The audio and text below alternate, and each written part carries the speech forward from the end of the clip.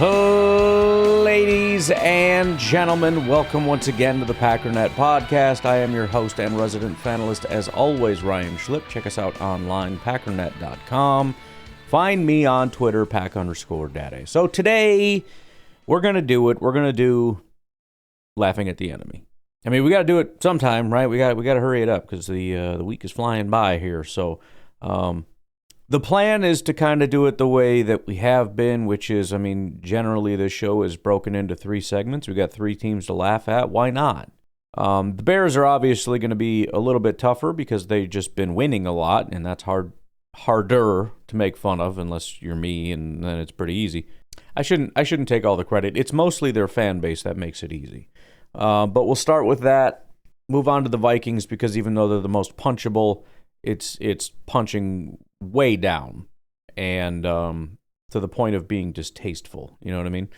And then we'll end with the miserable Detroit Lions, which by the time you're listening to this, you will have already known the result of the Lions game, which is tonight for me. So I haven't seen it. Very hopeful that they end up losing that game. Man behind the curtain seems to be leaning Detroit, even at -3. I spent some time talking with him yesterday about it. I was a little bit surprised, but at the same time, my exact instinct toward why Detroit could end up losing this game is exactly why he wants to lean the other direction, because he's assuming, maybe assuming is not the right word, but there's everybody's seeing what I'm seeing. And that's going to cause a reaction and generally an overreaction. But we'll see. I haven't done a ton of digging, and I'm not going to because, let's just see what happens. Before we get there, though, it's worth mentioning, via NFL.com, Patriots quarterback Drake May, Packers quarterback Jordan Love highlight Players of the Week. NFC Offensive Player of the Week, Jordan Love. Love carved up the rival Lions on Thanksgiving, leading the Packers to a 31-24 victory. Love racked up those 4 touchdown passes on the day, a season best that matched his career high. He also had 234 yards on 18 of 30 passing with no interceptions and a 124.2 passer rating. This is Love's 2nd Player of the Week this year and 4th of his career. Now, one of the things I wanted to maybe talk about yesterday if we had time, which we didn't, and we're not going to talk about today, but maybe we'll get there, although we got to turn our attention to the Bears here, arguably today, but obviously we'll have to start that tomorrow. But it's the question of Jordan Love MVP. Is it possible? What are the odds? Should he win it? Should he be leading it? What does he need to do to get up in the all that stuff? I think that's an interesting discussion. We could also do that with Micah Parsons, although obviously with Myles Garrett doing what he's doing, I don't know that anybody's going to catch him. But we'll see. We may have to see how this week goes and go from there. Hopefully it goes well enough that we can still have the discussion next week. But it is certainly worth discussing. In short, he's on the list of potentials. I sort of chastised, and actually we could even start there with the Bears. It's not a terrible segue, but why not? Why not? Perfect segue. I think what it is a lot of Bears fans are really just high-level trolls. And it's funny because without calling anybody out, I'm starting to see some Packer fans settle into that. And I see the utility of it because I watch them do it, and I'm like, you sly bastard, you. You know what I mean? It's just really leaning into very shaky, kind of like, that's not the greatest argument in the world, but man, does that sting. And so, dude's going to be getting a ton of engagement, and is going to be getting those Twitter checks, I bet. But Sick With It is one of the Bears guys that's always posting stupid stuff, and I argue with him all the time. He says, I was about to troll, which is, again, he's kind of just coming out and admitting this is what he does. And so he planned on trolling that Caleb Williams should be MVP. He says, I was about to troll, but I'll be damned. Caleb is already up there. Well, how about that? And he posted a picture that says latest NFL MVP odds for the 2025 season. And in order, it's Drake May, Matt Stafford, Dak Prescott, Jordan Love, Josh Allen, and then Caleb Williams. Meaning Caleb would be the 6th highest or best odds to win MVP.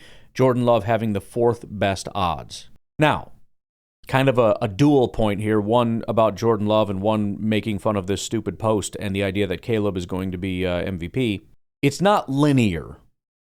That is to say, when I say Jordan Love has the fourth best odds or Caleb has the sixth best odds, it sounds a lot better than it is, which is why I went ahead and put it in graph form, the implied odds of them actually winning. Before I get into it, just to give sort of an illustration, if me and John Jones were standing in a room together and it was just the two of us, I would have the second best odds to win the fight between me and John Jones, or everybody in the room, you could say. But that's also not really the best way to phrase that, when you could just as easily say John Jones is going to beat this man until he's unrecognizable. And there is no other outcome that could possibly happen. You know what I mean? So, if we look at this list of May, Stafford, Prescott, Love, Allen, and Williams, and we start at the top, based on their Vegas odds and whatnot, their implied odds. Implied odds is just taking the, plus 1,600 or whatever, and asking the question, what does that mean in terms of the odds of them actually winning? But if we start with Drake May, he has the best odds. His odds currently sit at 57.4%. Now, right off the bat, that should set off some alarm bells, because we're talking about six guys, and obviously there's more than six, but in terms of the top six, the first guy is eating up 57%. If there was going to be some level of equal distribution, you would hope it wouldn't be any more than like 20. He's got nearly 60%. But it gets worse. Matthew Stafford is second. His odds are at 44.4%. Now, if you're good with math off the top of your head, you know that we're already over 100%. It's not because the math is wrong, it's just because when you're doing implied odds, you can get over 100%. In fact, it's always going to be over 100% because that's how Vegas makes its money. The point is, though, basically it's a two-way race between Drake May and Matt Stafford. After that, you're down in the single digits. Dak Prescott is at 6.3%. Now, if you think about that, essentially that means Drake May's odds are 9 times better than Dak Prescott, who is third on this list. Jordan Love is at 5%. Josh Allen is at 3.1%, and Caleb Williams is at 1.5%. So if we go back and look at Sick With It and what he has to say, I was about to troll, but I'll be damned. Caleb is already up there. Well, how about that? Up there, bro?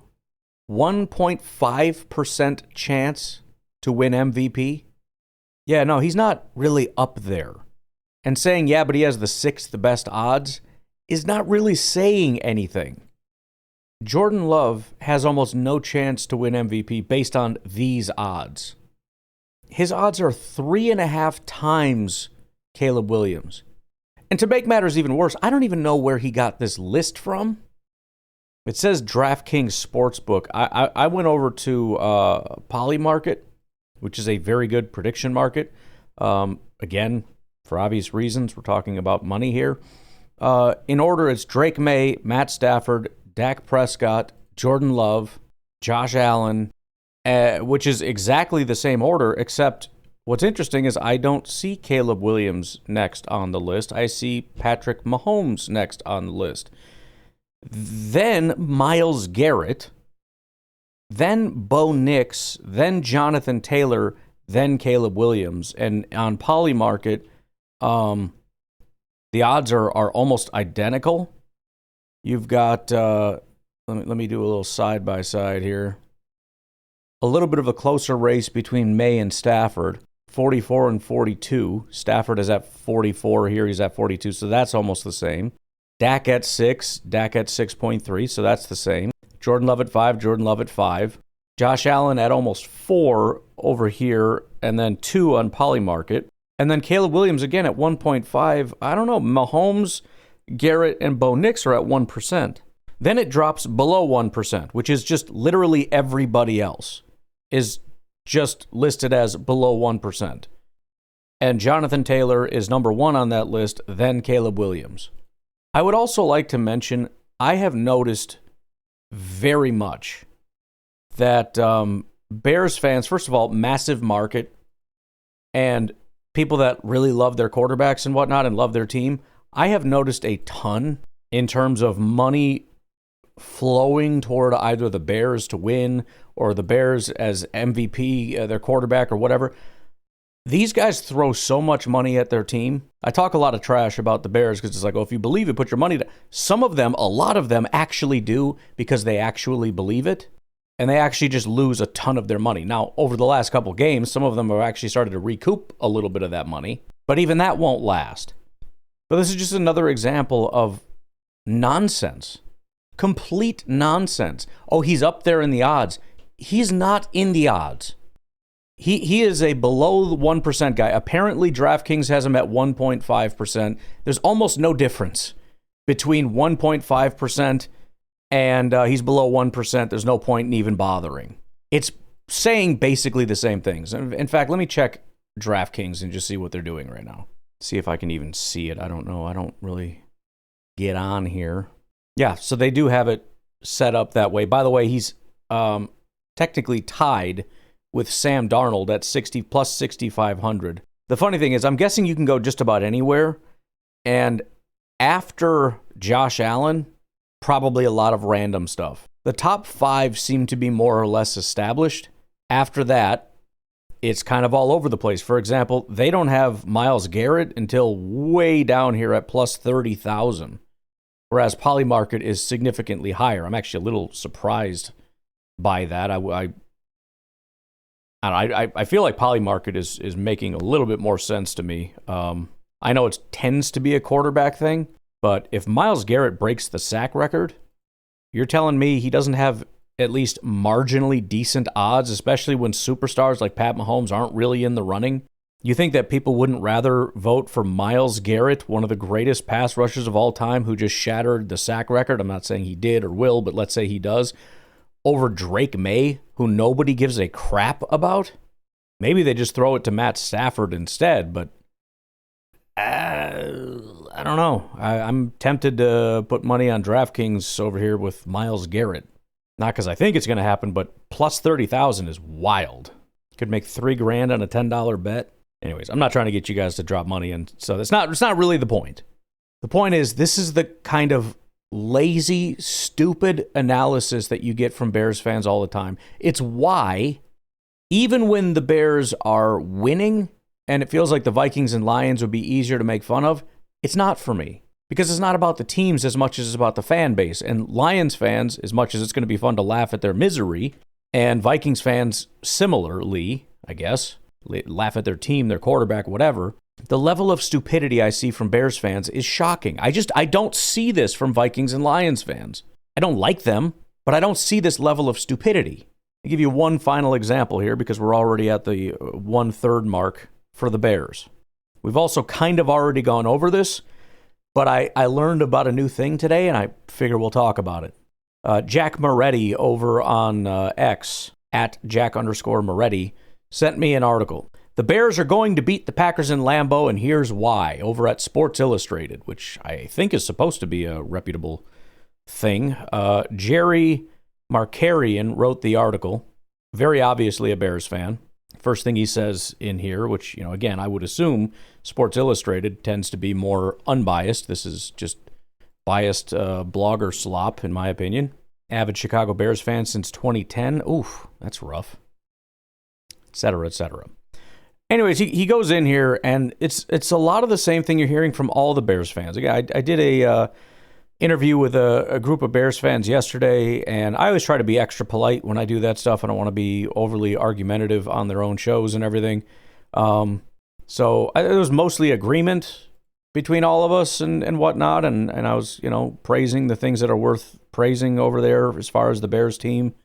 The one time I just kind of had to keep my mouth shut and just say nothing because I couldn't find any form of agreement and I just didn't feel like launching into a big argument was when they kind of unloaded the Bears line right now, which is, well, we've basically played the same opponents, so why does everybody think the Packers are so much better?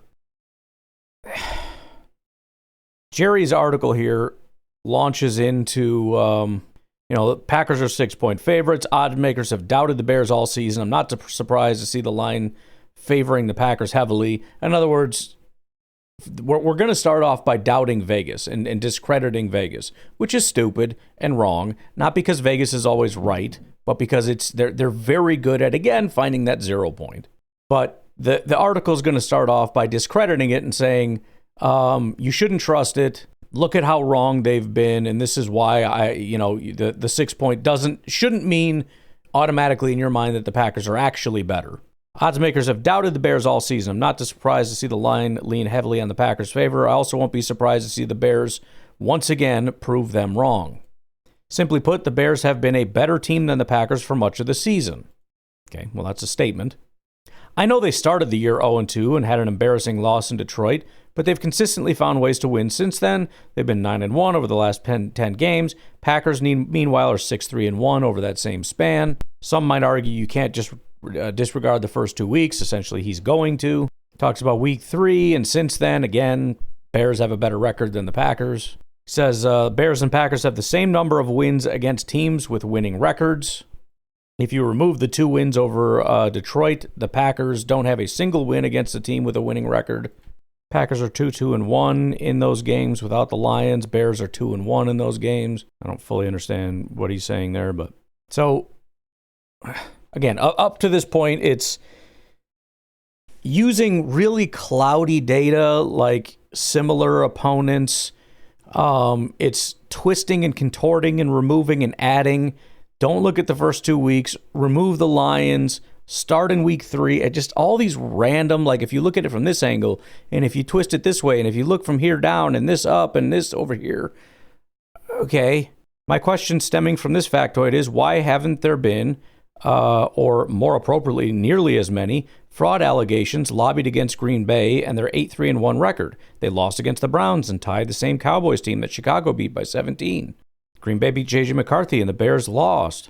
But Chicago's loss came in week 1 when the team was coming off a season in which they knew nothing but losing. Personally, I think this is ridiculous. Blah, blah, blah, blah, blah. I know his interception numbers are down. Why does it matter? Bears have that opportunistic defense. I mean, it's just, there's so much random just flailing around.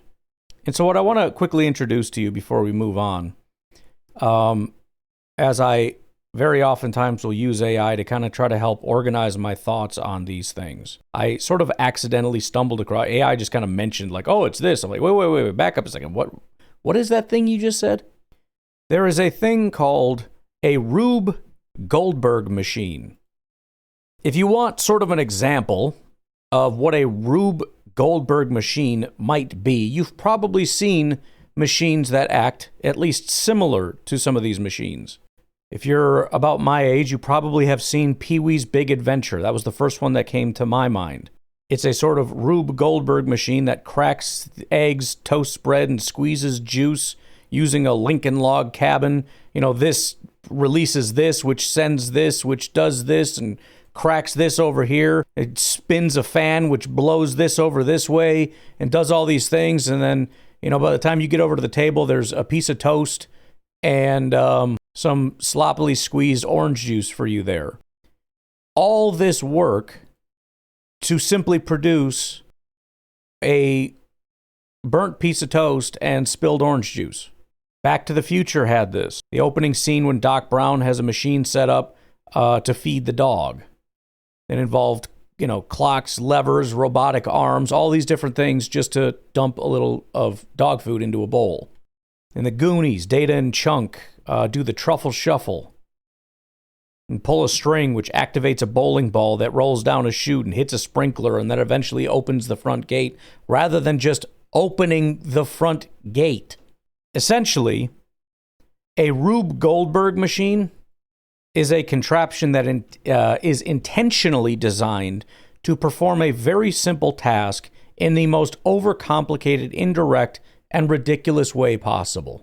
It's named after an American cartoonist by the name of Rube Goldberg, who drew these famous cartoons of these machines. So, classic example, rather than wiping your mouth with a napkin like a normal human being would, You lift a spoon of soup to your mouth. The spoon pulls a string. The string jerks a ladle, which throws a cracker to a parrot. The parrot jumps for the cracker, causing its perch to tilt. The tilt perches, tips a bucket of seeds into a pail. The weight of the pail pulls a cord and ignites a lighter. The lighter sets off a rocket. The rocket has a sickle attached that cuts the string. The cut string releases a pendulum with a napkin attached. The napkin swings back and forth, wiping your face. This is all I hear when I see Bears fans arguing all this stuff and writing all these and writing 1,000-word articles when we already have this information.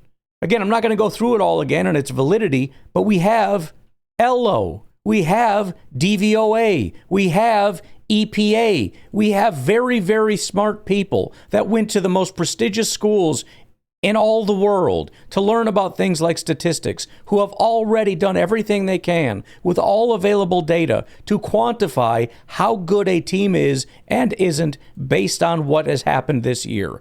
All that has already been done for you. And so when you ask the question, why does Vegas believe that the Packers should be 6-point favorites? Why do people say the Packers are better than the Bears? Why is nobody calling the Packers frauds? We have answers.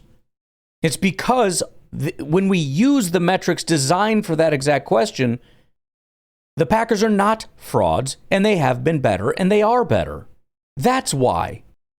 And then Bears fans will come out, yeah, but the same schedule, Bro, you're doing all this work to essentially try to redesign what has already been designed by people smarter than you with better data than what you have. Yeah, but look at the schedule and look at the scores.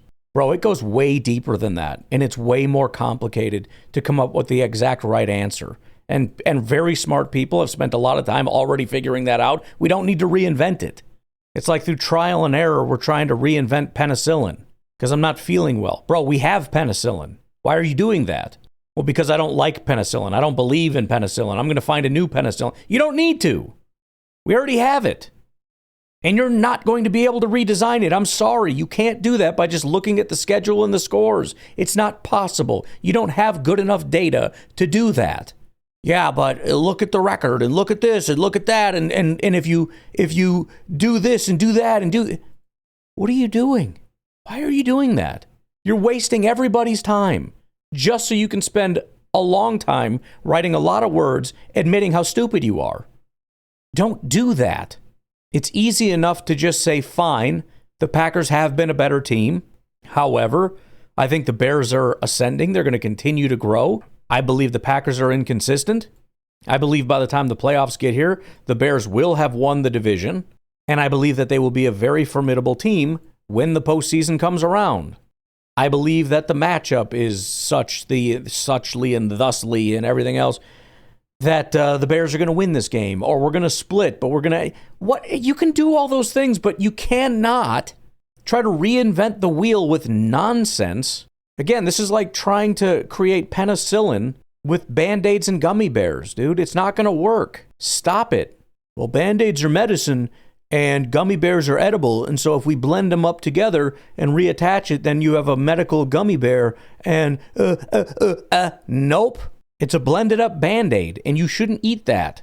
And you're wasting your own time and everybody else's time. Go to the doctor, get a prescription, and get healthy, and knock this off. Yeah, but... I had... One final thing, and we're out of here. I had... where did that tweet go? So on this thread, I left a comment. A Bears fan comes in, Windy City Bears, and he says... Oh, but when Packers fans use dumb grids and metrics, they're supposedly smart when it fits their narrative. This is the level of stupidity we're dealing with. Literally, yes, Windy City Bears. Literally, yes. When you do something stupid, you sound stupid and should stop doing it. Oh, but when you come in with your metrics and your math, suddenly you're right? Yeah, bro. Yeah, that's the point I was trying to make. How do you finish making my point for me and then act as though you just dunked on me with my own point? Just because you put stupid mixed in your thing? Oh, when you use your stupid grids and metrics. Meh. Stop grinding up freaking gummy bears and Band-Aids and trying to eat it. Because we already have medicine that's designed for this, and we know how to get rid of infections and do all these different things. Oh, sure, but you come in with your medicine and think you're so much better just because it supports your theory that medicine's better? Yeah. Yeah, that's exactly correct. And just because you call it stupid medicine or stupid charts and metrics really doesn't change the calculus here, folks. Again, I went to school in Illinois. I get it, but this is shocking and scary. I don't know if something happened after I left. I don't know if it's the Bears in particular that have just broken brains. I don't know if Bears fans just generally have a younger fan base, like, 7, and so their minds aren't developed to the point of understanding things. Even that is debatable, that a 7-year-old couldn't understand what I'm saying. All right, enough of that. Let's take a break. We'll come back and have a discussion about the Minnesota Vikings. We'll be right back. When it comes to the Minnesota Vikings, it kind of begins and ends with the quarterback position. There's an article by TWSN.net, whatever that is.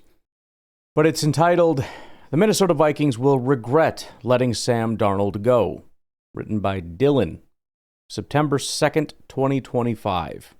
So this is after the decision was made, prior to really getting a good look at how this was all going to pan out. A little ways down, it says, "Choosing to go with McCarthy over Darnold always seemed like the obvious route the Vikings would go. However, it will end up being a huge mistake. Darnold just finished the season with 14 wins, which happens to be their second best season in franchise history, behind the 1998 season when they finished 15-1, led by quarterback Randall Cunningham and wide receiver Randy Moss. Darnold finished the season with a Pro Bowl nod and ranked 10th in the MVP voting. He had one of the most surprising career resurgences and finally met the expectations of being the 3rd overall pick. Darnold may have just been the next quarterback to find a new home and new life in the NFL. Baker Mayfield bounced around before putting up massive numbers with Tampa. Geno took a similar step in his career as Darnold and found new life in the Seahawks before following Pete Carroll to Las Vegas. If Darnold plays like he did last year and McCarthy doesn't even come close, the decision could cost some jobs." He says, "By making this massive decision to move on from Sam Darnold for J.J. McCarthy, the Vikings may have inadvertently put head coach Kevin O'Connell and GM Kwesi Adofo-Mensah on the hot seat. During their time with the Vikings, they have had success with Kirk Cousins and Sam Darnold, along with great moves in free agency and drafting." I don't know about that second part. "Nothing could derail a successful career in the NFL like choosing the wrong quarterback. McCarthy doesn't need to be a Pro Bowler this season. However, he needs to be in the top half of quarterbacks in the NFL or seriously outperform what Darnold does with the Seahawks. If neither of those happen, they may have just put themselves out of a job." Now, as a personal side note, it doesn't really matter because it's funny. This isn't really analysis. This is just giggling. But I don't necessarily agree as far as Kevin O'Connell. Although this is going to be the first time that those conversations crop up, it's going to give people opportunities to bring it up. And just like with anybody else, once that starts, there's just going to be more and more and more and more examples of people wanting that to be a thing. Kwesi is bad. He's always been bad. He never should have been a GM. He's never been a good GM. He's never done anything good in his entire life. He should have been fired 5 seconds after getting hired. Go ahead. Someone is at the front door. Thank you. So as far as that is concerned, let's just, because we haven't gotten there, say if things with JJ go terribly and Darnold goes well, he probably should go. As for Kevin O'Connell, again, I find it silly. However, we will circle back to that because whenever your season sucks and all these things go south, as silly as it sounds, it's going to start. And once it starts, it's going to start getting some legs. But let's lean into this quarterback thing. I mean, how's it going? Hopefully it's going great. It's hard to even pick a place to start, but let's go with this. This is Yahoo Sports Mike Moratis. JJ McCarthy gets a grim update on future with Minnesota Vikings amid struggles. The most disappointing thing about the Minnesota Vikings 2025 season has been the play of quarterback JJ McCarthy. Of course, the Vikings being 4-8 and all but out of the playoffs contention stinks, but Vikings fans could live with that if McCarthy was playing good football. The sad truth is that outside of a few moments, McCarthy has not looked like a viable starting quarterback, and that's a huge problem for the Vikings moving forward. McCarthy has been so bad that the Athletic's Alec Lewis believes that it's pretty much a certainty that the Michigan product will be competing for his job with a veteran quarterback in 2026. Quote, "At this point, though, it's doubtful that even the most optimistic outcome of the 5-game sample will sway the Vikings from shopping in that all-too-familiar aisle. With O'Connell and general manager Kwesi Adofo-Mensah entering their 5th season without a playoff win, and with superstar receiver Justin Jefferson's frustrations increasing, we'll get to that, the Vikings are going to need insurance at quarterback, someone to compete with McCarthy at a bare minimum." Lewis adds that one NFC scout told him 2026 won't be a good year to be needing a quarterback, so that's not great news for the Vikings. Heavy.com, Kevin O'Connell delivers clear notice to J.J. McCarthy amid Vikings slide. The page has turned for J.J. McCarthy in his journey as a Minnesota Vikings starting quarterback, and head coach Kevin O'Connell made that clear on Wednesday. McCarthy has been historically bad this season, leading to a slew of criticisms about him, O'Connell, and Vikings general manager Kwesi Adofo-Mensah over the process. Why do you always have to spell out his name? You can say head coach, you can say KOC, you can say O'Connell, but when it comes to the GM, it has to be Kwesi Adofo-Mensah. Can you just call him Kwesi? Can you call him KAM? Can we do something else? Why do I have to read it out every single time in full? Are you showing off your spelling ability? What are we doing here? Anywho. However, O'Connell was clear that there is no more time for McCarthy to receive the benefit of the doubt as far as the basics. Now he must execute better, as the Vikings expect and require. He wants his quarterback to just make throws. O'Connell relayed his message to McCarthy that now, quote, "It's purely about decision-making at this point, and there'll be a time to ultimately, fundamentally focus on things and continue building kind of this layer of a foundation that will be important for him in the future. It feels like he's got enough experience. He kind of knows a lot of these principles that we've talked about. I want him to have a clear head and clear mind and just go play, but play with an understanding of the decision that I make with the ball in my hand, the decision that I make as a passer, and as we've learned, very important, as a runner to protect himself and make sure that we can keep him in there. All of those things have to be of the utmost importance." It's an article from Yardbarker. Head-turning stat exemplifies J.J. McCarthy's struggles for the Vikings. Ernesto Cova, November 27th. Minnesota Vikings' decision to commit to J.J. McCarthy was highly debated, blah, blah, blah, blah, blah. Considering that, established the run's Anthony Amico dug deep into the stats to figure out just how bad things have been with McCarthy at the helm, and it looks like he's entering some pretty infamous territory. He says, J.J. McCarthy now ranks 851st out of 852 in EPA per dropback among qualified passers since 2000 per True Media. The only player below McCarthy is Jamarcus Russell. For those unfamiliar with the stat, it measures a quarterback's efficiency by calculating the EPA with every pass. It includes sacks and scrambles. It compares the number to the average expected points for the situation. Jamarcus Russell is widely considered one of the biggest busts in NFL history. While plenty of his shortcomings were attributed to his questionable work ethic, which isn't the case with McCarthy, this speaks volumes about how bad things have been in the Twin Cities. It's also worth noting that we're not just looking at early first-round picks. This is all quarterbacks that have played since 2000 that are, qualifying, which it's not that big of a qualifier. McCarthy hasn't thrown that many passes. There's a lot of UDFA 7th round, 6th round, 5th round, 4th round quarterbacks that have played either long-term or even short-term, having to fill in for half a year. The Packers have seen some of those players. Brett Hundley, for example, not the most dominant quarterback performances, not this bad. DeShone Kizer. McCarthy's 52.6 PFF grade ranks 38th among 41 eligible quarterbacks this season. He also ranks 36th in passing yards, 34th in passing touchdowns, and has the 5th most interceptions despite playing the 7th fewest snaps. The cumulative stats are stupid aside from the last one. The Vikings looked a couple pieces away from Super Bowl contention, and they will now have to make a decision about their franchise quarterback. Article from the Washington Post's Jason LaConfora. The Vikings have a J.J. McCarthy problem. The second-year quarterback has been a mess during his first season as a starter, and there are already concerns about his durability, which is an entirely other issue that hasn't even been addressed. It's not really worth going through this article. There's not a lot in here that hasn't already been said, but the title kind of sums it up. If you want to know what kind of articles are being written about the Minnesota Vikings, the Vikings have a J.J. McCarthy problem. It's been somewhat mentioned as we've gone through. We've talked about in their recent loss to the Seattle Seahawks. Who exactly is the quarterback of the Seahawks?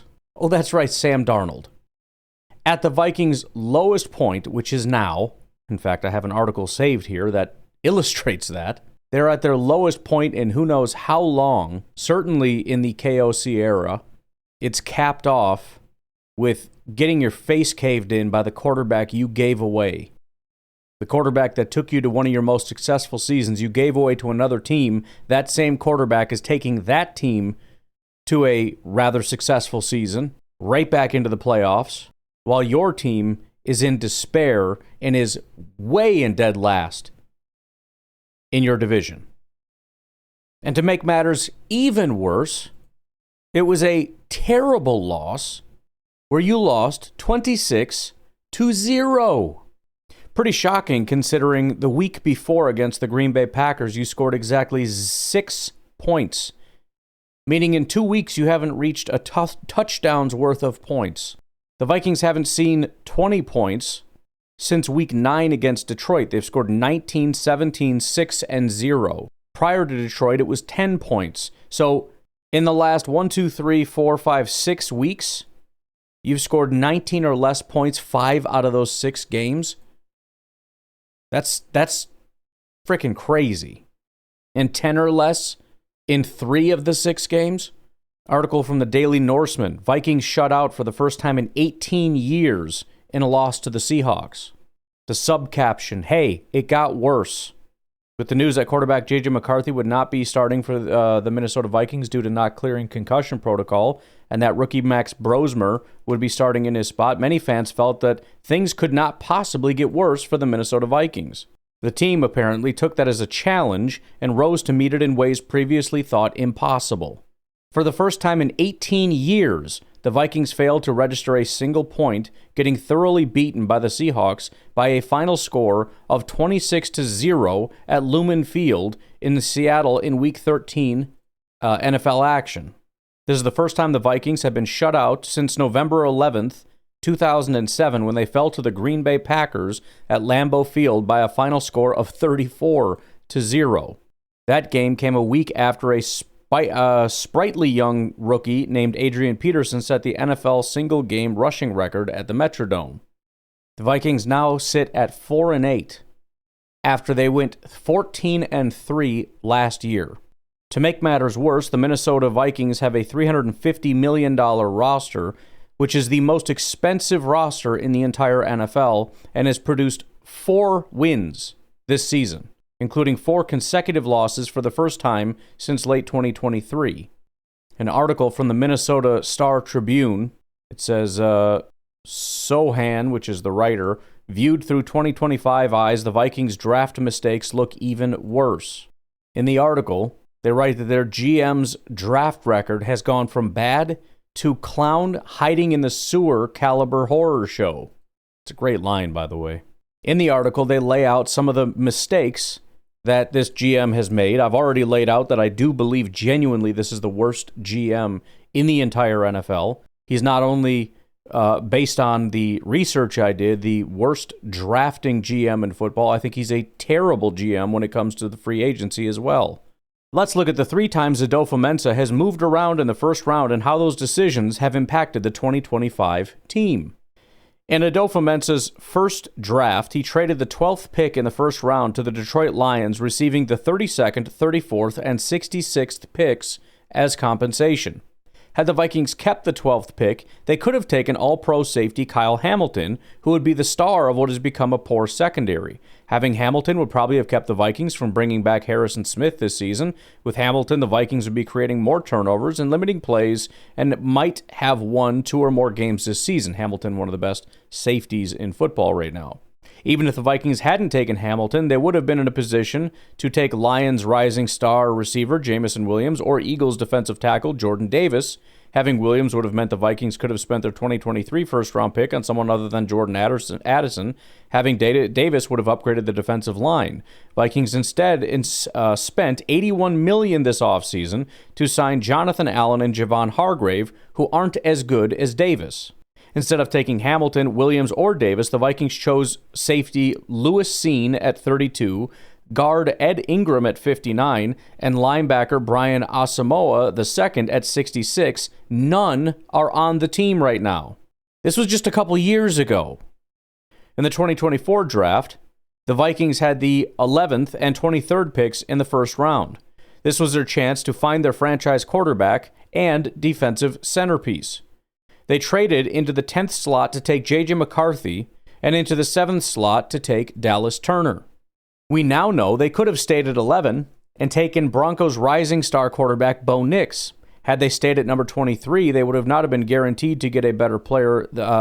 They would not have been guaranteed. Not have been guaranteed to get a better player than Turner, but could have taken Ravens cornerback Nate Wiggins, a standout. Or if they insisted on trading to number 17, they simply could have taken a better player. Edge rusher Jared Verse, who went to the Rams at number 19, or cornerback Quinyon Mitchell, who went to the Eagles at 22. Both are far superior to Turner. The Vikings traded extra picks for the right to take 2 players who, to put it kindly as possible, were not NFL ready. Then they had to overspend in free agency and make trades to make up for their draft mistakes. Expecting perfection in the draft is silly, but the Vikings' recent batting average has dipped below the Mendoza line. If the Vikings had done nothing but take players that the Ravens wound up selecting, they would have Hamilton, a star safety, and Wiggins, a talented young corner, and their defense would have produced more than 9 turnovers in 10 games. Choosing McCarthy over Nix is the biggest decision Adofo-Mensah has made. What's fascinating about that choice is that Nix completed 77.4% of his passes for 45 touchdowns and just 3 interceptions in his last year in college. McCarthy completed 72.3% of his passes with 22 touchdowns and 4 interceptions. Nix, 24 when he was drafted, was more prolific and efficient. He's also built sturdier, and he played in 61 college games. McCarthy, drafted at 21, played in 40. Adofo-Mensah must have seen something special in Seen, McCarthy, and Turner, but what? Another Sports Illustrated article. 3 bad decisions that sank the Vikings' chances to contend in 2025. Number 1, letting Sam Darnold head to Seattle. Number 2, failing to prepare a better backup plan for J.J. McCarthy. And number 3, shaky track record in recent drafts. Boy, is that putting it nicely. In fact, who wrote this article? I want to see this for a second. Tom Deerberger. Is this another Vikings fan? Staff writer, blah, blah, blah, blah. Valley Sports. I don't know, but I'm guessing because the line I'm about to read is, what are we even talking about here? He says, the Vikings might be littered with stars on both sides of the ball, but depth has been an issue. Oh. Okay. I didn't know. I must have missed that you were littered with stars. Are you talking about all those old guys like Javon Hargrave? Is that what we're talking about? I don't have any idea what stars you're talking about. I mean, I know Justin Jefferson is on your team, right? Littered? What does littered mean to you? I don't know. Anyways, that's him, I guess, trying to soften the blow. He says, take a look at the Vikings 2025 draft class. Donovan Jackson, Ohio State. Ty Felton, wide receiver. Tyrion Ingram Dawkins, defensive line. Kobe King, linebacker. Gavin Bartholomew, tight end. Talks about how Jackson has been a solid addition to the Vikings offensive line. The rest of the class isn't contributing much at all. Zoom out further, Adofo-Mensah brings swings in drafts that don't look good. Yeah, that's, again, stating it very mildly. It's an article from, I'm going to have to wrap this up. There's too much to cover here. Article from Vikings Territory. The Vikings are a model for what not to do, written by Dustin Baker. Starts off by saying, believe it or not, in print and in memes, the Minnesota Vikings are the laughingstock of the NFL. Why? Well, they let go of a productive quarterback in favor of a guy who could be a first-round bust. The Minnesota Vikings are becoming a model for what not to do, letting go of a sure-thing quarterback and creating cautionary blueprints for NFL teams. Purple PTSD wrote an article, The Vikings GM and the Death Knell Domino. Another Purple PTSD article, Fire Kwesi, Trade Justin Jefferson, and 3 other buzzy Vikings ideas. Number 3 is J.J. McCarthy is a bust. Number 4, DC Brian Flores has lost his fastball. Number 5, the Vikings will have 0 money to add free agent talent. So, again, this is the headspace and the reality for Vikings fans right now, where they're living. Vikings Territory article, 12 reactions as the Vikings hit rock bottom as a franchise. Number 1, essentially, this is rock bottom. Number 2, Max Brosmer is not Brock Purdy. Number 3, there's no fixing the Vikings in the foreseeable future. Number 4, hilariously says, Dallas Turner is turning into a star before our very eyes, and it doesn't matter because the rest of the team is rudderless. Turning into a star? Why? Because he has 4 sacks in the last 3 games? Is that what we're talking about here? Looking at his PFF pass rush grade, he's graded out positively the last 2 games in a row. He is on a 2-game streak of looking good. You could say 3 games if you talk about statistics. 3-game streak. He has a 63 grade, a 57 run defense grade, a 66 pass rush grade. He has 31 pressures on 202 attempts and 6 sacks. I'm sorry, I'm not exactly seeing a superstar here. Anyways, I won't go through the rest of the list because it's a lot of words that, again, I think we get the point. Quick couple other things. Justin Jefferson, miserable. New York Post article, Justin Jefferson bails on the media after career worst game as Vikings season turns ugly. Frustrations appear to be boiling over in Minnesota. Viking star receiver Justin Jefferson, who's typically available for reporters after games, skipped out on speaking to the media after an embarrassing 26 road loss to the Seahawks, in which the 26-year-old had a career-low 4 yards receiving on 2 catches. Last couple things. I mentioned the Kevin O'Connell thing, which sounds stupid. Why would you get rid of Kevin O'Connell? He's a good coach. Article from Purple PTSD. It's time to put Kevin O'Connell on the hot seat. From Sports Illustrated. Kevin O'Connell addresses criticism over his short yardage play calling. There's another article from the Daily Norseman that says Minnesota Vikings news and links, the wagon is off the trail, and it goes on to talk about all the problems, and it mentions that he doesn't really want to talk about possibly moving on from Kevin O'Connell. But the fact that he needs to even say it, the fact that he wants to dismiss the rumors means that there's rumors. And one of my favorite from Vikings Territory, former NFLer accuses Kevin O'Connell of sabotage. Starts off saying, we've reached the sabotage chapter of the 2025 Minnesota Vikings season. Believe it or not, this week, 3-time Super Bowl champion Teddy Bruschi claimed that the Vikings head coach Kevin O'Connell has sold out his quarterback J.J. McCarthy by telling the media about his young passer's faults. He said, in my opinion, Kevin O'Connell calculatedly sold out his quarterback, and they decided to keep and that J.J. McCarthy, because when you're talking about which way your foot's pointing, your base, your leg kick, Kevin let everyone inside to what he was thinking about his very own first-round pick quarterback and the guy who is going to be his quarterback for the next 10 years. I don't know about that. This is what's wrong with this kid, and this is why I can't coach this kid. This is why the cement's not drying. These aren't my words. This is what Kevin O'Connell said. What I take those comments as is maybe Kevin O'Connell wasn't happy that the whole decision, with the whole decision too, because we obviously know what the fundamental problems are with J.J. McCarthy as a quarterback. Anyways, the obvious implication here is that the coach is ticked off and is like, I'm not taking this blame, and lays it on his quarterback and says, here's all the reasons that this quarterback sucks. Believe me, I'm still the quarterback whisperer, but I can't fix this kid because nobody can, and blah, blah, blah, blah, blah, blah, blah, blah, blah, blah, blah, blah. Again, I don't really care about the analysis, who's right about what or with this or that. Not my intention. I don't care. It's hilarious that we're here right now. Final thing, before we take a break and do the Lions. Couple tweets. For as optimistic as I try to be, this is the bleakest outlook I've seen for the Vikings in a long time. Could it change? Sure. Do I currently have reason to see that happening? No. As much as I wish I did. JJ has to be better. No excuses, no bright side, just what it is. Another one. Finding out for our first-year starting quarterback you had insanely high hopes for has another injury in the middle of a 4+ hour drive on 8 total hours of sleep for the weekend through rural Wisconsin after witnessing a historically bad performance against your most hated rival is a new peak of depression in my Vikings fandom. Pro Football Talk. The sooner the Vikings admit and address their flaws, the sooner they can be something other than an every other year contender to one and done. Special teams coordinator, offensive line coach, front office, lots of bad draft picks, lots of bad moves. Absentee ownership doesn't help. It's weird to hear because Vikings fans love the owners, or at least loved.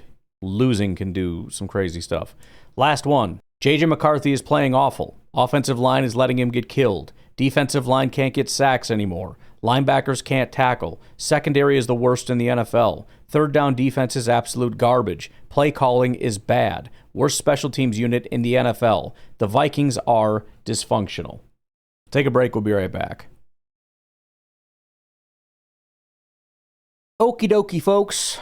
Let's do the Detroit Lions, shall we? Now, it's funny because all three teams are different. The Bears, it is teams going well. Everything's kind of going great. Seems like it should be hard to find anything. You might as well just skip them for the week. Except the fans are freaking idiots and they're easy to make fun of.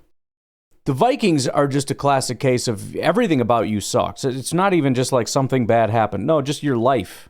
Your life is what we're laughing at. For the Lions, it's not that. It is recent history.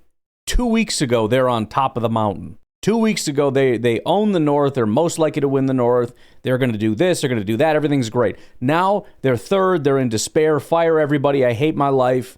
It is suicide watch for the SOL Lions fans. And if you don't know, SOL is a theme that will reoccur over and over and over and over the more you dig into what's going on in Michigan right now. And SOL stands for Same Old Lions, not the thing that you were thinking. Same Old Lions. It's a classic Lions line dating back to, obviously, the Lions suck all the time, so they are just the same old Lions, right? They got out of that for a little bit, and now that things are a little bumpy, fans are bringing back the same old Lions moniker. And so I suppose if we're going to start this thing off, why don't we just go ahead and start with this? With this fan base. And I texted you over the weekend, didn't I? And what was the text? I never thought I would hate the Lions fan base the way I hate our own fan base right now. Jesus. Ever in my life. By the way, this fella is a man by the name of Stick. If you're on social media, you might know Stick. He had a lot to say about the Packers, and he went missing for a few days after the Lions lost, but he's got a big mouth. He loves to run his mouth about how the Lions are going to be better than the Packers in the regular season and all that. And then, of course, when the Lions get swept by the Packers, he wants to talk about how, oh, you just care about the regular season. This is your Super Bowl, blah, blah, blah. He's perfect for this kind of stuff. Let me back it up a little bit. Mr. Slap Happy Cookie recorded this, so the volume is low, and then it gets a little bit higher. But here we go. Thought I would hate the Lions fan base the way I hate our own fan base right now. Jesus. Ever in my life, we all used to be in the soup line together, fighting the struggle together, battling the elements together, out there just like it was tough. And we all knew it was tough, but we bonded because it was tough. And to be a Lions fan, if you were wearing that Lions hat and I was wearing a Lions hat, we would tip them to each other and know that we've seen some shit, we've been through some shit, and we're rooting for a team that hasn't rewarded us with anything. But now we got what I coined new money Lions fans 3 years ago. And they don't know how to win. They don't know how to handle losing now. I love that he's so right about this. And so now it's the worst of both worlds. You have Lions fans acting like Packer fans, which is a fan base that's had 30 years of success, when really they've had very little to no actual success over a very small period of time. And so now they're losing and they're spoiled, and it's freaking hilarious. Which is something that I think all of us should have been very versed in going into this stretch with this regime. Talking about a team who has delivered you better than you've ever seen in your life, but it's still not good enough for your standards. It's like, When did we get outside the soup kitchen line and now we're dining at the Bellagio eating Wagyu, and if it doesn't come out exactly medium rare, we're sending that back because it's not perfect. Yeah, not enough marbling for me. Like, I have learned to hate half this fan base. That's why we started Woodward Sports. Wanted something positive for the fans. And now we got a 7-5 football team. At worst case, they go 3-2 down the stretch, they're 10-7. And we're acting like this team is 0-16. We gotta blow it all up. I've been getting irritated with this fan. That's the end of that clip there. I can sympathize, as you know, listening to this podcast, but I love it. I love that the Lions fans are miserable. I love that they're calling for everybody to be fired. I love that they hate their team and hate their lives. I love that they hate each other. I love all of it. The guy, by the way, if you're not sure what I'm talking about and you think maybe I'm being a little too harsh, he goes by Stick, at Stick Radio over at Woodward Sports. Woodward is great. They're very hostile and put together some really good clips. Let me pull up a couple highlights from Mr. Stick here. November 3rd, 2024, the Lions took the will of the Packers today. Xavier McKinney was worried about the Lions embarrassing them, but they embarrassed themselves. This one's hilarious, given what we just listened to. Vikings, Packers, and Bears fans keep trying to tell Lions fans how to win, when in reality they need to learn how to lose. Your fan base is struggling with the changing of the guard, and it shows. January 18th, 2025. Hi, Packer fans. Until you beat the Lions, you're irrelevant and a poverty franchise. Thanks for visiting my ex. Packers fans standing on Washington's accomplishments because they can't beat the Lions is peak poverty franchise energy. But what really brought this guy to the forefront was this video that he recorded. Maybe you've heard it before. I think I probably played it on this podcast. I'm not sure. You know, I just want to make something clear because I'm seeing a lot of it. There's no such thing as a Packers fan. Let's be honest. It's real easy to be a fan of a team that wins all the time. Your team sucks now. Your coach is a beta. Your quarterback, meh at best. Now we're going to see what it's like for you guys to support a team that doesn't win. 7-1 against the Packers in the last 4 years. 7-1. You are a poverty franchise now. Enjoy your food stamps, Packers. We've been living off them for years, being Lions fans. Now that we get to eat, you get to stand out in the cold and watch. Enjoy. Just remember, you're not a real fan because you've only had to root for winning teams. We'll test your fandom now because they're never winning the North again. Yeah. Then he shows his dog. It looked like there might have been a kid in the backseat too, so maybe take care of your kid. So that's this guy. Then he starts off 2025, August 29th with this banger. I mean, I was going to wait till week 1 after the Lions put foot to ass on the Packers to really start this thing back up because I know I'm in your heads from last year. And then I just put out a little tweet about some little trade that you made yesterday that literally put your franchise in the poverty level. Great. Micah Parsons going to make $200 million. Who's going to make any other money on that team? We all know you ain't going to get a top-tier quarterback now because you still don't have one. You're an idiot. First of all, continue. You're going to have a guy with 2 hands that can throw the ball. Yeah, oh no, he hurt his left hand. Dude can't turn to the left and hand off. It's going to be great when we're just blitzing nonstop from the right-hand side. Mm-hmm. But yeah, back to Micah Parsons. Ooh. No, come on, Packers fans. You got to admit it now. You got to admit it. You never believed you could beat the Lions this year, last year, or the year before. You never did. You know why? Because you're chirping now, which means that you think your team now actually has a chance. Turns out that was correct, but yeah. Sorry. You got rid of the guy that held down the middle of your defense. You're just going to run Gibbs right at. Such a lazy, stupid thing, by the way. Suddenly, Kenny Clark is elite. It's kind of the same thing with Wyatt. Like, oh, now how are you going to stop the run without Wyatt? I'm sorry. Who are we talking about? You're talking about Devontae Wyatt?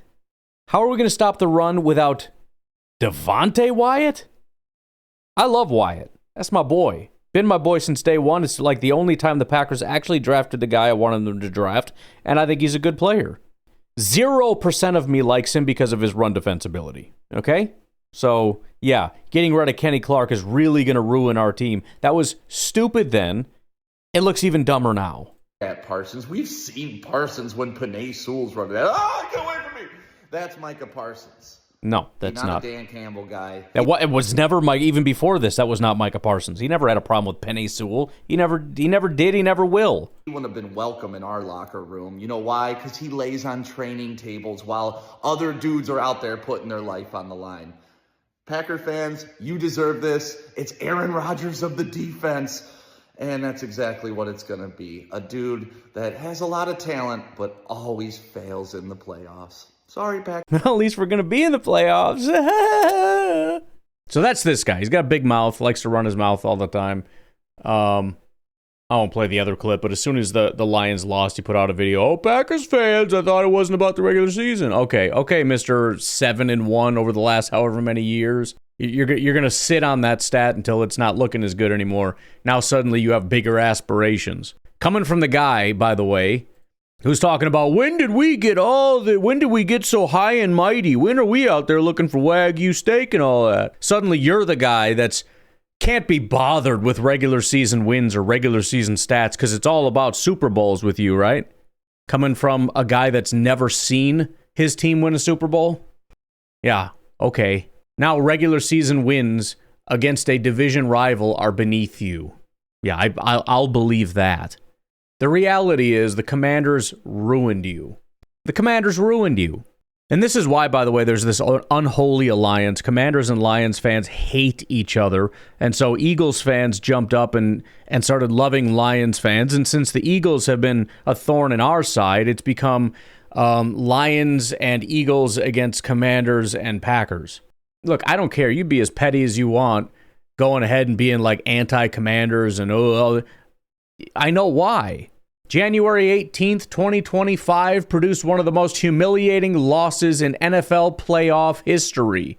The 15-2 Lions, 9.5-point favorites at home, lost 45-31 to the 6th seed Washington Commanders as rookie quarterback Jaden Daniels smashed your frickin' face in. Oh, we know how it is with you guys in the playoffs always losing. Your quarterback can't get it done. Aaron Rodgers never got it done. Jared Goff, 4 turnovers, including 3 interceptions, 1 returned for a 40-yard pick six, and a fumble. That's you in the playoffs. You want to talk about the Packers in the playoffs? That's your quarterback in the playoffs. And after 1 successful season, you fall to 3rd in the division with talks of firing coaches and GMs? Regardless of how stupid that is, may or may not be, this is what happens after your 1 massively successful year. The Commanders completely destroyed everything you are.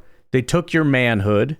The Bears took your offensive mastermind. The Jets took your defensive mastermind, if you want to call it that. Now you're just left with this big, roided out caffeine freak who's over on the side twitching, saying, go for it, even on second down like a frickin' tweaked out weirdo. And now you fall 0-2 to the Packers in the division after a 31-24 upset victory on Thanksgiving in your own house. Now you're down to a 5% chance to win the division and 30% to even get in the playoffs. Oh, how the mighty have fallen. And the worst part for you is that the Packers and Bears play each other. As much as it's nice that one of them has to lose, one of them also has to win. So your ability to gain ground on that top spot basically unchanged. If the Lions win, their odds to win the division go up to 7%. 7. If they win out the rest of the season, if they win every single game the rest of the season, that means they beat not just the Cowboys, which is going to be iffy this week. They also have to beat the Rams. They have to beat the Steelers, which is not a guarantee, presuming you're going to have Rodgers back, beat the Vikings, which should be a win, and also the Bears, who you did beat the first time around, but I don't know that that's necessarily a guarantee either. Even in that rather unlikely scenario, you have just a 57% chance of winning the division if you do that. And that drops to a 50% chance if the Packers win this game. So you have a 50-50 shot if you win out the rest of the season to win the division. That's how bleak it is. Dan Campbell has even admitted as much. Went out and publicly stated, quote, "We've dug ourselves a little bit of a hole here." As I've stated now several times, the Lions are, I think one of the biggest evidences of the Lions not being the same Lions is their 0-7 record on fourth downs the last 2 weeks. It is tied for the most attempts in the league. Notice I said most attempts, not most failed attempts or anything like that. Most attempts. So while being the worst fourth down team over those last 2 weeks, being completely inept and sucking at it, you're also the most aggressive team going forward on fourth all the time. You know why? Because going forward on fourth was never actually that smart of a thing.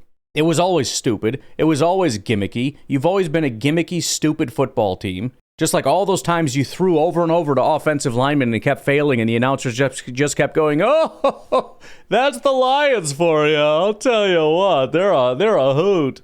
No, it was stupid. It was always stupid. And it was stupid because at the end of the day, the only reason it worked isn't because aggression is just this great thing. It worked because you had one of the most elite offenses the NFL has ever seen, and you freaking squandered it because you're an idiot. And now you're out here trying to do the same gimmicky bull crap, and it's not working because your offense isn't as good as it was. And now it's looking like what it actually is, and that is gimmicky, stupid nonsense. And one of the drives, Campbell called 4 straight run plays, and the Lions were stuffed. Another fourth down came with the Lions down by 10 points and in field goal range. He went for it and failed instead of taking the potential 3 points. And as noted in a Pro Football Network article, one fan said Dan Campbell is killing this team. The article over at Pro Football Network from November 22nd. Game management is atrocious. Calls mount for head coach Dan Campbell to stop calling plays as Lions fans voice concerns. You know why? Because he's a big, roided out, twitchy dork. He's a football player who took too many hits to the head that did a good job of getting his guys rallied and getting excited and all that stuff. But you know what? At the end of the day, you had a GM that built a really good roster that went along with a really good offensive play caller that put it all together and made it look good so that you could sit there and say, "Go for it, go for it, go for it." And everybody thought you were a freaking genius. You need to calm down before you have a freaking stroke. On X, Will Birchfield says Lions offense was over the ball with 5:46 to go after J-Mo's long catch and run. Ran 4 plays over the next 2:15 of clock. Looms large as Packers try to salt this one away. Chad, whoever, says Dan Campbell is killing this team. Lack of time management and not knowing you don't have to go for it on fourth down. Then he'll stand at the podium taking the blame and blah, blah, blah. Another tweet from Detroit Sports Nation. I hate to say it, but Dan Campbell does not have what it takes to call an offense and manage a game clock at the same time. The clock management was absolutely horrendous. The article ends with Lions face an uphill battle. With the loss to Green Bay, the Lions fall to 7-5 on the season. Also, their schedule is not getting any easier. The Lions have to face the Dallas Cowboys next Thursday, followed by the NFC leading Los Angeles Rams, not to mention they have 2 divisional opponents at the end of the season in Minnesota and Chicago. To make matters worse, the Lions are expected to be without wide receiver Amon-Ra St. Brown for at least 1 week and maybe more. Losing St. Brown is a crucial blow to their passing game and has been one of the most impactful receivers in football this season. According to PFSN, St. Brown has a wide receiver impact score of 87.9 on the season, which is 4th best in the NFL. It'll be interesting to see whether Campbell continues to call plays, as the noise will only get louder if the Lions keep losing. And all of this is happening amidst, for the second year now, a sea of devastating injuries. Amon-Ra being one of them. They also lost Sam Laporta. Obviously, Frank Ragnow retired is not an injury, but it's loss after loss after loss in this. It's not even just same old Lions. It is we can't catch a freaking break. And the mental toll that takes on the fan base as well as the locker room is very real. We've already gone over it. And again, the game hasn't quite started for me yet. It's 4 o'clock, but I mean, their entire offensive line essentially is questionable. And so, in my opinion, this This is a very serious question, and this is kind of similar to how I was looking at the Minnesota Vikings, where they were playing well, but I'm looking at their building philosophy and thinking, I don't like where this is headed. And I've been kind of talking about this for Detroit for a while now, and I think they did about as good a job as you can, given the position that they were in, but there's serious questions here. And that is, as you succeed, things get a lot harder. First of all, you start losing all your coordinators. The downside to that, as opposed to what, for example, the Packers and Vikings and now Bears have, is that your coordinators kind of make your team. You don't have an offensive guru at head coach. You have a leader of men as a head coach. And so if you have a great play caller, he gets hired away and you have to find a new one. In addition, all your top 10 picks go bye-bye because you're a good team now. And rather than building and building and building and building, you actually start losing as your guys start getting older and older. And so now we're seeing guys start to fall away, and it becomes a question, can you replace these guys? And can you do it with a lot less picks and with worse picks?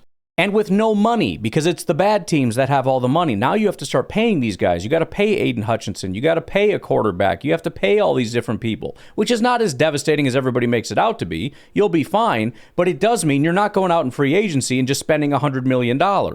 You have to actually be able to draft and develop. And for the Lions to fall off this hard, still a decent team, still potentially in the playoffs. We'll see how it goes. They got a 1 in 3 chance of being a playoff team with some help. But if you go from what you were last year to a team that is now third in the division and misses the playoffs, and that's just the beginning of the descent because it only gets harder from here, and the hype which carries teams is basically out the window, this we're the best, we know we're the best, this cocky, confident arrogance, that's all gone now, and now you're just a regular old decent team that actually has to scrap and fight. Packers have proved they can do that. As much as some fans want to piss and moan about it not being good enough, I can tell you right now, I've watched a lot of other teams try to do what the Packers do and have 30 freaking years of success. Basically, nobody else has been able to do it.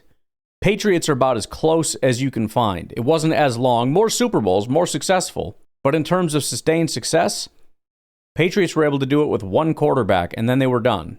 They're trying to revive something over here, which is, there's a little gap in between, but maybe they can do it again. The Chiefs are already starting to fade. I mean, it's been a pretty long run with the Chiefs, but not that long. And I think a lot of that has to do with they just have a good coach and quarterback combo and basically nothing else. They don't have what the Packers have in terms of their overall philosophy and competence in terms of how to run an organization and run a team and draft and develop and all that kind of stuff. They don't have it. And so you're just watching people leave all the time. And, somebody leaves and they overcome it, and somebody else leaves and they overcome it, somebody else leaves and they overcome it, and eventually they can't overcome it anymore. And it's like, well, now what do we do? Well, I don't know, dude. Maybe over the last 5 years, you could have tried to build something. Could you have added a single freaking pass catcher since this time when you've lost? Well, I guess you have, but they're all having issues. It's the other thing. Packers have been pretty stingy about not getting people with off the field issues and all that, and it seems like, I don't know, maybe they're a little too strict, or maybe they're not. You got Chim Rituals on X. One thing I've seen way too much of on this app lately is people turning on Amon-Ra St. Brown. Can you imagine that? Who the heck would turn on Amon-Ra St. Brown? Dave Burkett tweeted out, just realized the Lions haven't had a lead in regulation since the Commanders game in Week 10. I can't even say this guy's name who responded. Little inappropriate, but it says defense has been poor since Philly. The offense has offensive line and injury issues. Lions are going nowhere this year. Just too many flaws, poor decisions by Holmes and not addressing edge, and the decline in line play are massive issues. Very disappointing season. Jim Costa says outdoor hamburger helper Goff with no time couldn't execute money downs. Wasted strong defensive effort. Head coach hurt him too. Bottom line, Lions had their chance. They showed they're a notch below. And Jason comments and said, and Holmes never wants to make a move to improve them. They will never win it in the Super Bowl under Holmes. Which, by the way, I hope this continues because I stand by the fact that over the last, 3 years, 4 years, 5 years, however long Holmes has been around, he's clearly the best GM in football. It hasn't been particularly close. So yeah, let's talk about how because he won't make the big move in free agency, he's going to hold you back. Please keep pushing that narrative. Scott says a turtle has more mobility than Goff. Good one, Scott. Some good, clean, Some solid third grade humor. Freaking got him. Levi, awful game from the defensive coordinator, awful game from the offensive coordinator, undisciplined with penalties, terrible offensive line, bad defensive line, Arnold hurt, blown out against your number one rival. This is everyone's fault, embarrassing stuff, and I'm livid. That was after the week 1 game, but still. I mean, it's too good to pass up. Detroit Free Press put out an article complaining about that controversial timeout, and Maka Rocco says, doesn't matter. Season is over for the Lions. Arrogance at the trade deadline killed the season. This is a big thing for them. They are Packer fans, man. They really are. I hate to say it, but this attitude that I hate in Packers fandom is every bit alive and well with Lions fans. They are 1,000% of the belief that this was their year to go all in. They needed to go all in. We didn't go all in. You didn't do the big thing at the trade deadline. You need to do the big thing. You didn't do the big thing. You don't care about winning. I keep seeing this over and over and over again with Brad Holmes. Didn't go out and get like the Micah Parsons trade. Why didn't you do that thing? Why didn't you do one of those things? You should have done the big thing. Arrogance at the trade deadline killed the season. Both interior lines need a total overhaul, or next season ends in November too. Which, by the way, if that's true, what big thing were you going to do in the trade deadline to fix both your entire offensive lines? Help me understand that one. You're going to go to trenchstorefair.com? Okay. Funniest freaking thing, by the way. Detroit Lions put, welcome back, Frank, for Frank Ragnow. It got community noted, and it just says, he is not back. Oh, Eric, by the way, before we realized that this wasn't happening, great way to provide hope for this BS team. Brad Holmes and Campbell dropped the ball this season. See what I mean? No line depth, overpayment of underused skill players, and plenty of unused cap space. Every season, the Lions will find a way to crush your soul and provide false hope. Again, hilariously, he found out about 10 minutes later that Frank Ragnow will not be coming back this season. Article from Detroit Jock City. Why would you name your website that? Why would you do that? Recent Lions concerns can be traced back to Detroit's recent off-seasons. You know who's at fault there, right? Brad Holmes. Should fire him. And then, I'm not saying we fire Gutekunst or anything, but at the very least he gets hired here in some capacity, because I would love to have... And you know what? I want Dorsey back too. I've been saying that since he left, and I would like to continue saying that. It's an article written 2 days ago by Colton Pouncey. All offseason, the Detroit Lions told us they were good with their pass rush. Now it looks like their pass rush isn't good enough. Comment from Mikey, beat writers need to take as much accountability as Brad. You guys let this go on for 3 years. What? The media is making these decisions? Okay. Lions fan report says, realistically, what do you think the Lions record will be over the final 5 games? Toop says 1-5 is the most realistic outcome. Infighting is going to increase. Blame game begins. Discipline falls apart. It's going to be very hard to watch. I would be shocked if they go 1-5, but it's not entirely impossible. I'm guessing the one win would be Minnesota. I think that's pretty well locked in. I would be kind of surprised between Dallas, Pittsburgh, and Chicago if they don't win one of those games. But you lose to Dallas, that's going to really start a very negative spiral, especially since after that is the Rams on the road. That's, I don't want to say a guaranteed loss because any given Sunday, but then you lose that game and you have Pittsburgh at home and you are in a really bad spot at that point. But one day at a time, you win this game, and obviously 1-5 is nearly impossible. But still, again, it's not about the analysis today. It's about laughing at the fact that Lions fans are sitting here looking at their last 5 games, believing they can only win one game between Detroit, LA, Pittsburgh, Minnesota, and Chicago. That's freaking crazy. Arrowhead Live, which is a Kansas City Chiefs thing, obviously, says the level of complaining and moaning, he didn't say complaining, as I'm sure you can guess, from Lions fans is truly astounding. I didn't realize they were like that. I guess when you've won literally nothing ever, even a small taste of success makes every loss feel like the end of the world, including non-conference road losses in the first half of the season, in which you're second in your division to a team that tied the Dallas Cowboys and lost to the Browns. This is obviously earlier in the season when they lost to the Kansas City Chiefs, but it is hilarious, and it's true, and it holds up. They are acting like Packer fans. Nothing is good enough for them. They expect perfection. They expect a Super Bowl. How they came to this, I don't know. But if you trace the genealogy of the NFC North, you'll find that Packers fans and Lions fans, Wisconsin and Michigan, share common ancestry that is slightly different than the Nordics over there in Minnesota and the Polacks over there in Chicago. Am I allowed to say Polacks? I don't know. I just did. Are they German in, is that a German thing over there in Detroit? In Michigan, I mean? Detroit, presumably not. AI is being all, I don't know if it's literally this way or if it's just trying to be non-stereotyping.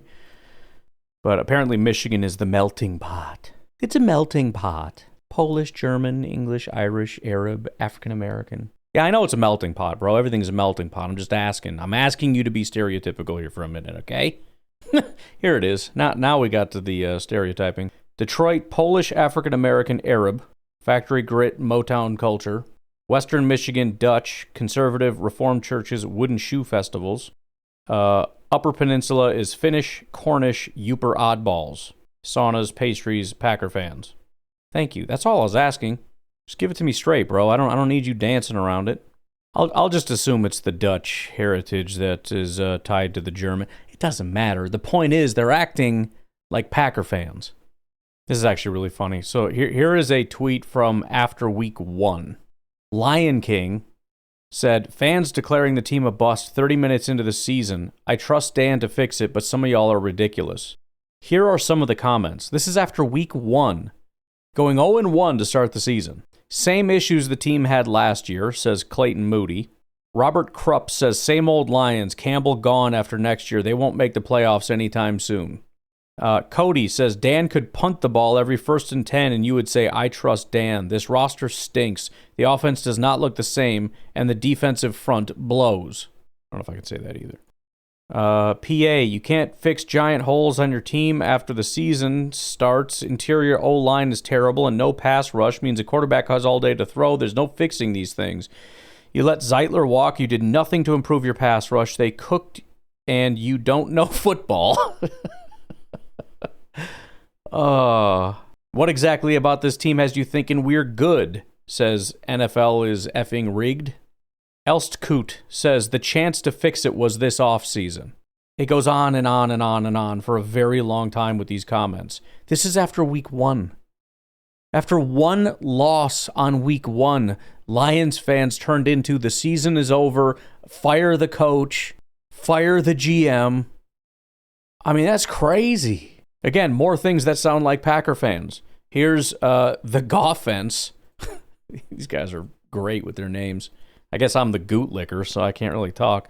I've got to say, the amount of people who seem to be actively rooting for the Lions to fail just to be able to say, I told you so, is unbelievable. People giving up on the season after a tough game away at Lambeau with a basically all-new O-line and both new coordinators. Give it time. Again, that's week 1. I mean, this is... whatever. It's beautiful is what it is. It's beautiful.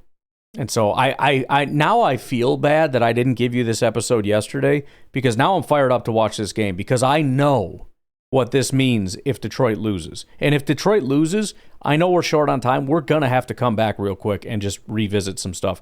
If nothing else, we're going to spend 15 minutes just reading Lions fans' tweets. And then we'll get into the Chicago Bears. In fact, I am now I'm excited. I am actively just going to be watching Lions Twitter and probably just retweeting it and laughing a lot. I hope Detroit doesn't destroy. I mean, at least give me hope.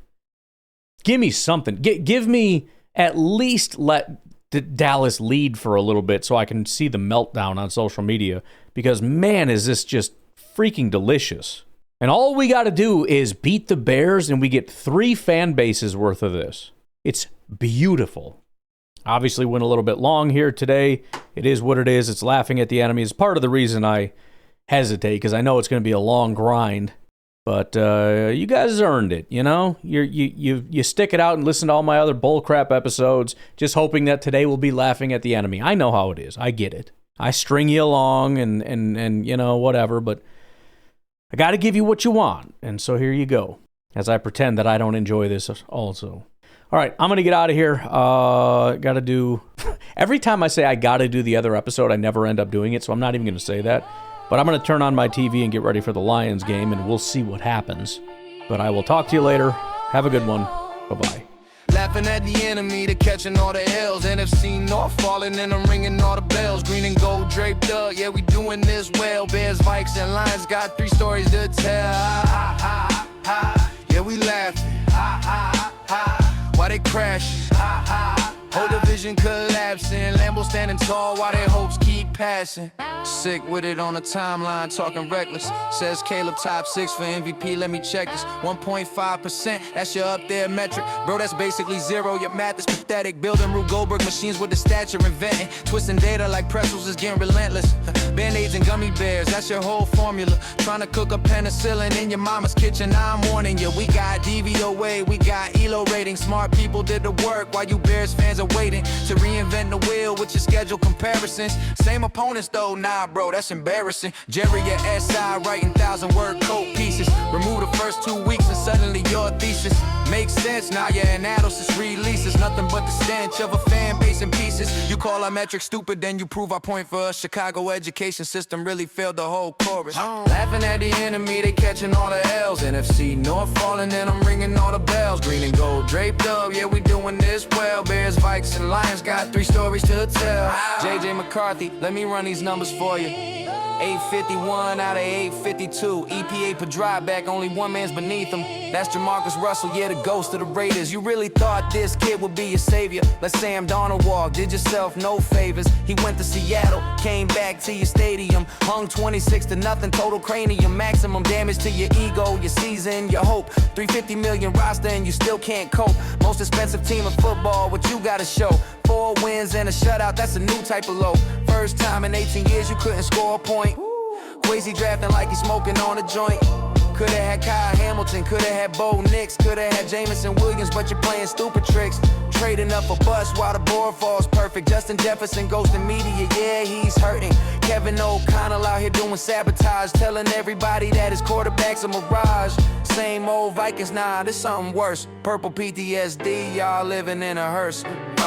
Laughing at the enemy, they're catching all the L's. NFC North falling and I'm ringing all the bells. Green and gold draped up, yeah, we doing this well. Bears, Vikings, and Lions got 3 stories to tell. Ha, ha, ha, ha. Yeah, we laughing. Ha, ha, ha, ha. While they crashing. Ha, ha, ha. Whole division collapsing. Lambeau standing tall while they hopes keep passing.